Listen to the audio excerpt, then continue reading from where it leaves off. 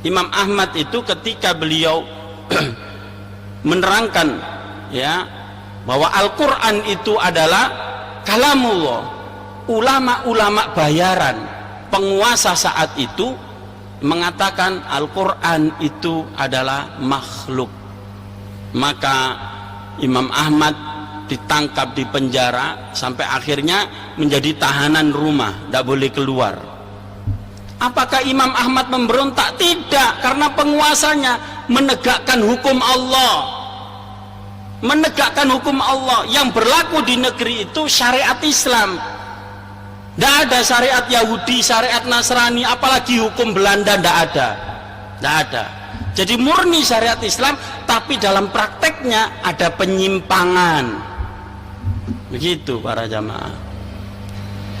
Maka ketika Ibnu Taimiyah itu memerangi Hulakukan ya, yang berhukum dengan Ilyasik. Ilyasik itu hukum campuran, ada syariat Islam, ada syariat Yahudi ya, ada syariat Nasrani dan hukum adat dicampur, dimik, namanya Ilyasik. Bisa sampean baca dalam tafsir Ibnu Katsir keterangan ini.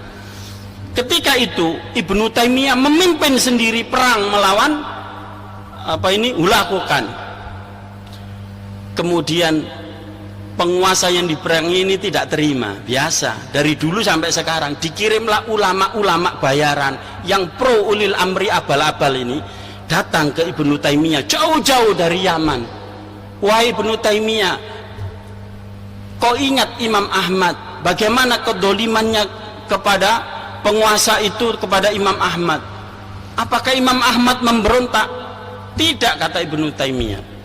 Lalu kenapa engkau memberontak pada penguasa? Lalu Ibnu Taimiyah mengatakan, apa yang dipakai oleh penguasa ketika itu menghukumi rakyatnya? Syariat Islam. Dijawab begitu, Al-Quran dan Sunnah. Lalu sekarang, kata Ibnu Taimiyah, Hulakukan ini pakai hukum apa? Dijawab oleh dia, Ilyasik. Yaitu jawabannya, Ilyasik itu Islamkah? Bukan. Ya sudah, selesai urusan.